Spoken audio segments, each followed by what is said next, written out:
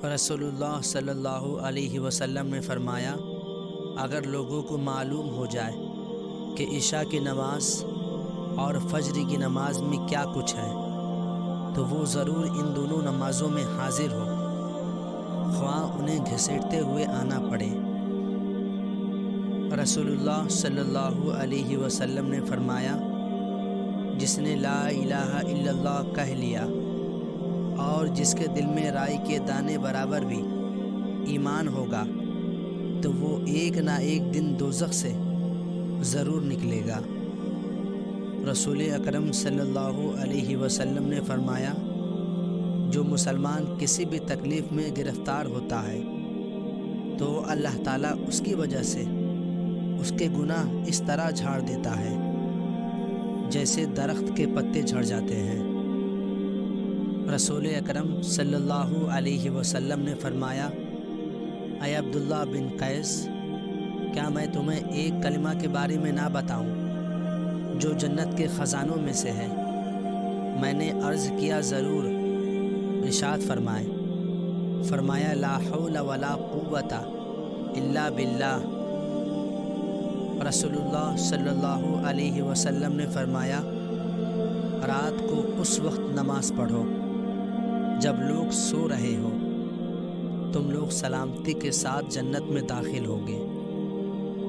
رسول اکرم صلی اللہ علیہ وسلم نے فرمایا، معراج کی رات میری ملاقات ابراہیم خلیل اللہ سے ہوئی تو انہوں نے فرمایا، اے اللہ تعالیٰ کے حبیب صلی اللہ علیہ وسلم، میری امت کو میرا سلام پہنچائیں اور انہیں میرا ایک پیغام دیں کہ جنت کی مٹی بڑی زرخیز ہے اور جنت کا پانی بہت میٹھا ہے اور صاف میدان ہے، لہٰذا جنت میں زیادہ سے زیادہ باغ لگاؤ، اور جنت میں باغ لگانے کے لیے پڑھو سبحان اللہ والحمد للہ ولا الہ الا اللہ واللہ اکبر۔ رسول اکرم صلی اللہ علیہ وسلم نے فرمایا، جس نے یہ کلمات پڑھے اس کے لیے آسمان کے دروازے کھول دیے گئے، اللہ اکبر کبیرہ والحمد للہ کثیرا وسبحان اللہ بکرۃ واصیلا۔ رسول اکرم صلی اللہ علیہ وسلم نے فرمایا، ایک دور آئے گا جب تم یہودیوں سے جنگ کرو گے اور وہ شکست کھا کر بھاگتے پھریں گے۔ کوئی یہودی اگر پتھر کے پیچھے چھپ جائے گا تو وہ پتھر بھی بول اٹھے گا کہ اے اللہ کے بندے، یہودی میرے پیچھے چھپا بیٹھا ہے، اسے قتل کر ڈال۔ رسول اکرم صلی اللہ علیہ وسلم نے فرمایا، تم میں سے ہر ایک کی دعا قبول کی جاتی ہے جب تک وہ جلد بازی سے کام نہیں لیتا اور یہ کہنے نہیں لگتا کہ میں نے تو دعا مانگی لیکن میری دعا قبول ہی نہیں ہوئی۔ رسول اللہ صلی اللہ علیہ وسلم نے فرمایا، لا الہ الا انت سبحانک انی کنت من الظالمین۔ یہ ایسی دعا ہے کہ جب بھی کوئی مسلمان شخص اسے پڑھ کر دعا کرے گا تو اللہ تعالیٰ اس کی دعا قبول فرمائے گا۔ رسول اکرم صلی اللہ علیہ وسلم نے فرمایا، کچھ چیزیں نماز کے پیچھے یعنی بعد میں پڑھنے کی ایسی ہیں کہ ان کا کہنے والا محروم و نامراد نہیں رہتا۔ ہر نماز کے بعد 33 بار سبحان اللہ کہیں، 33 بار الحمدللہ کہیں اور 33 بار اللہ اکبر کہیں۔ رسول اکرم صلی اللہ علیہ وسلم سے پوچھا گیا، بہترین ہم نشین کون ہے؟ آپ صلی اللہ علیہ وسلم نے فرمایا، ایسا دوست جس کا دیکھنا تمہیں اللہ کی یاد دلا دے، جس سے گفتگو تمہارے علم میں اضافہ کرے اور جس کا عمل آخرت یاد دلا دے۔ رسول اکرم صلی اللہ علیہ وسلم نے فرمایا، اللہ تعالیٰ جس کے ساتھ خیر و بھلائی کرنا چاہتا ہے اسے بیماری کی تکلیف اور دیگر مصیبتوں میں مبتلا کر دیتا ہے۔ رسول اللہ صلی اللہ علیہ وسلم نے فرمایا، منافق کی 3 نشانیاں ہیں۔ نمبر 1، جب بات کرے تو جھوٹ بولے۔ نمبر 2، جب وعدہ کرے تو اس کے خلاف کرے۔ نمبر 3، اور جب اس کو آمین بنایا جائے تو خیانت کرے۔ رسول اکرم صلی اللہ علیہ وسلم نے فرمایا، جو شخص 100 بار سبحان اللہ و بحمدہ کہے تو اس کے گناہ معاف کر دیے جائیں گے، اگرچہ سمندر کی جھاگ کے برابر ہی کیوں نہ ہو۔ رسول اکرم صلی اللہ علیہ وسلم نے فرمایا، جب تم میں سے کوئی شخص مر جاتا ہے تو اس کا ٹھکانہ اسے صبح و شام دکھایا جاتا ہے۔ اگر وہ جنتی ہے تو جنت والوں میں، اور جو دوزخی ہے تو دوزخ والوں میں۔ پھر کہا جاتا ہے یہ تیرا ٹھکانہ ہے، یہاں تک کہ قیامت کے دن اللہ تجھ کو اٹھائے گا۔ رسول اکرم صلی اللہ علیہ وسلم نے فرمایا، جس نے سورہ بقرہ کی آخری 2 آیتیں رات میں پڑھ لے وہ اسے ہر آفت سے بچانے کے لیے کافی ہو جائے گی۔ رسول اللہ صلی اللہ علیہ وسلم نے فرمایا، مجھ پر درود بھیجو اور دعا میں کوشش کرو اور کہو، اللہم صلی علی محمد وعلی آل محمد، اے اللہ رحمتیں بھیج محمد صلی اللہ علیہ وسلم پر اور آل محمد پر۔ رسول اکرم صلی اللہ علیہ وسلم نے فرمایا، تمہارا رب اپنے بندے سے خوش ہوتا ہے جب وہ پڑھتا ہے، رب اغفر لی ذنوبی انہ لا یغفر الذنوب غیرک، اے پروردگار میرے گناہوں کی بخشش کر دیجیے، کیونکہ آپ کے سوا کوئی گناہوں کو معاف کرنے والا نہیں۔ رسول اکرم صلی اللہ علیہ وسلم نے فرمایا، قرآن کے 30 آیتوں کی ایک سورت نے ایک آدمی کی سفارش کی تو اسے بخش دیا گیا۔ یہ سورت تبارک الذی بیدہ الملک ہے۔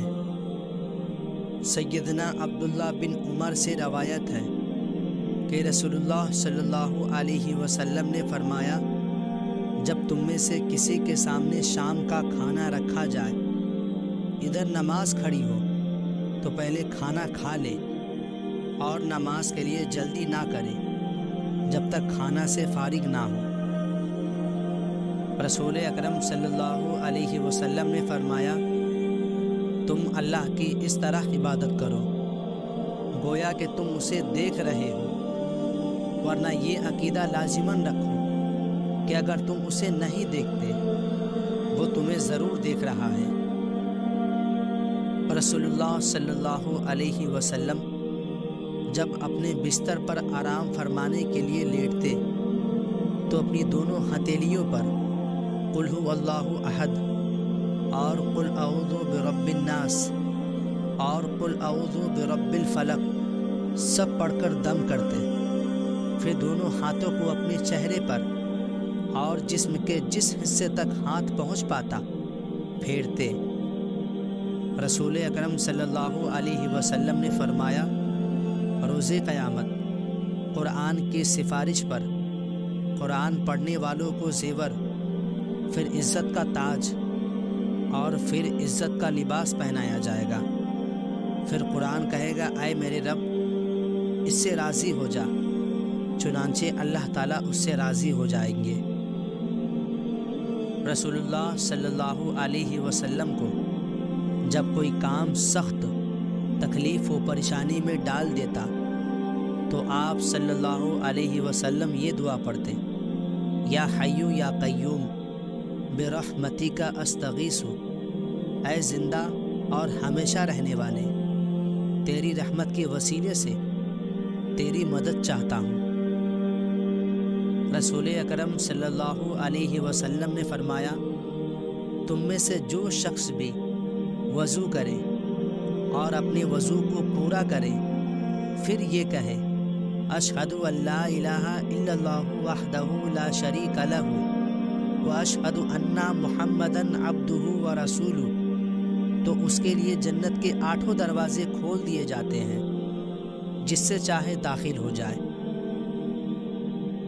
رسول اللہ صلی اللہ علیہ وسلم نے فرمایا، بندہ سجدے کی حالت میں اپنے رب کے انتہائی قریب ہوتا ہے، بس سجدے کی حالت میں زیادہ دعائیں کرو۔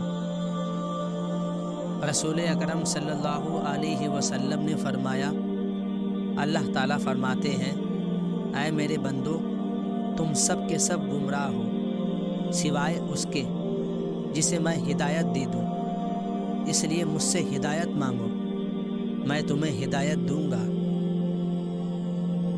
رسول اللہ صلی اللہ علیہ وسلم نے فرمایا، جو شخص قرآن پڑھتا ہو اور اس میں ماہر ہو تو وہ بڑی عزت والے فرشتوں اور پیغمبروں کے ساتھ ہوگا، اور جو شخص اٹک اٹک کر پریشانی کے ساتھ پڑھے تو اسے دوہرا ثواب ملے گا۔ رسول اکرم صلی اللہ علیہ وسلم نے فرمایا، سبحان اللہ والحمد للہ ولا الہ الا اللہ واللہ اکبر پڑھ لینا مجھے پوری کائنات کے مل جانے سے زیادہ پسند ہے۔ رسول اکرم صلی اللہ علیہ وسلم نے فرمایا، تمہارا رب اپنے بندے کی اس بات سے خوش ہوتا ہے جب وہ کہتا ہے، اے اللہ میرے گناہ بخش دے، کیونکہ تیرے سوا کوئی اور ذات نہیں ہے جو گناہ کو معاف کر سکے۔ رسول اکرم صلی اللہ علیہ وسلم نے فرمایا، اے آدم کے بیٹے، اگر تیرے گناہ آسمان کو چھونے لگے پھر تو مجھ سے مغفرت طلب کرنے لگے تو میں تجھے بخش دوں گا اور مجھے کسی بات کی پرواہ نہ ہوگی۔